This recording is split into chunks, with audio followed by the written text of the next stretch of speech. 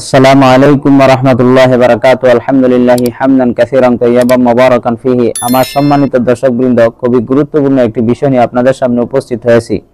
সুনানে তিরমিজি শরীফ, বিখ্যাত হাদিসের কিতাব। আমাদের প্রিয় নবী হযরত মুহাম্মদ মুস্তাফা সাল্লাল্লাহু আলাইহি সাল্লামের একটি হাদিস, যে হাদিসটি হযরত আব্দুল্লাহ ইবনে ওমর রাদিয়াল্লাহু তাআলা আনহু বর্ণনা করেন। সুপ্রিয় দর্শকবৃন্দ, খুবই চমৎকার বিষয়, আপনারা ভালোভাবে মনোযোগ সহকারে শুনবেন। আমাদের প্রিয় নবী হযরত মুহাম্মদ মুস্তাফা সাল্লাল্লাহু আলাইহি সাল্লাম বলেন, তিন ধরনের ব্যক্তিকে রোজ হাসরের ময়দানে আল্লাহ পাক রব্বুল আলামিন মেশকের স্তূপের উপর বসাবেন। এই তিন ধরনের ব্যক্তির মধ্যে প্রথম ব্যক্তি হচ্ছেন যারা তাদের মালিকের অধীনস্থ থেকে মালিকের সম্পূর্ণ দায় দায়িত্বগুলো সঠিকভাবে পালন করার পাশাপাশি আল্লাহ পাক রব্বুল আলামিনের হুকুম আহকাম, আমাদের প্রিয় নবী সাল্লাল্লাহু আলাইহি সাল্লামের তরিকা অনুসারে সর্বদাই চলার চেষ্টা করেন এবং বহাল তবিয়তে আল্লাহর হুকুম এবং নবীর তরিকা মতোই চলেন। আল্লাহ পাক রব্বুল আলামিন এই ধরনের ব্যক্তিকে রোজ হাসরের ময়দানে মেশকের স্তূপের উপর স্থান দিবেন, তাকে সম্মান বাড়িয়ে দিবেন। দুই নম্বর যে ব্যক্তিকে আল্লাহ পাক রব্বুল আলামিন রোজ হাসরের ময়দানে মেশকের স্তূপের উপর জায়গা দিবেন, বসার স্থান দিবেন, ওই ব্যক্তি হচ্ছেন ইমাম সাহেবগণ। যে সমস্ত ইমাম সাহেবগণ মাসাজিদের মধ্যে ইমামতি করেন, তাদের উপর আস্থা বিশ্বাস মুসল্লিগণের আছে, শরীয়ত বিরোধী কোনো কাজ তাদের দ্বারা হয় না।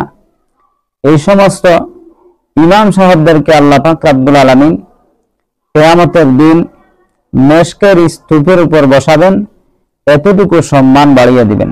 সুবহানাল্লাহ। তিন নম্বরে যে ব্যক্তিকে আল্লাহ পাক রব্বুল আলামিন হাসরের মাঠে মেশকের স্তূপে বসাবেন, ওই ব্যক্তি হচ্ছেন যিনি 5 ওয়াক্ত নামাজের আযান দেন মসজিদে। সুপ্রিয় দর্শকবৃন্দ, তাহলে আমরা বুঝতে পারলাম তিন ধরনের ব্যক্তিকে আল্লাহ পাক রব্বুল আলামিন রোজ হাসরের মাঠে মেশকের স্তূপের উপর বসিয়ে তাদেরকে সম্মান দিবেন এবং তাদের মর্যাদা বাড়িয়ে দিবেন। তাই আসুন আল্লাহ পাক যেন আমাদেরকে তৌফিক দান করেন।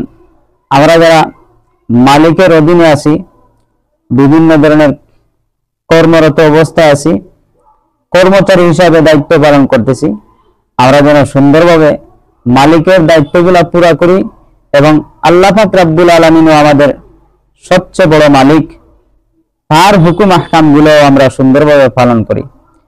যেভাবে দুনিয়ার মধ্যে মালিকের দায়িত্ব পালন করলে মালিক অনেক মহব্বত করে, অনেক সম্মান করে এবং আরো মহব্বত বাড়িয়ে করে, ঠিক তেমনি ভাবে আল্লাহর হুকুমগুলো যদি যথাযথভাবে পালন করা হয়, তাহলেও আল্লাহ পাক রব্বুল আলামিন দুনিয়া এবং আখিরাতে আরো সম্মান বাড়িয়ে দিবেন এবং মহব্বত আরো বাড়িয়ে করবেন। আমরা যারা ইমাম সাহেব আছি, আমরা এমন কোনো কাজ যেন না করি যে কাজটা শরীয়ত বিরোধী হয়। যদি মুসল্লিগণ আমাদের উপর সন্তুষ্ট থাকেন, তাহলে আল্লাহ পাক রব্বুল আলামিন মেশকের স্তূপের উপর আমাদেরকে স্থান দিবেন।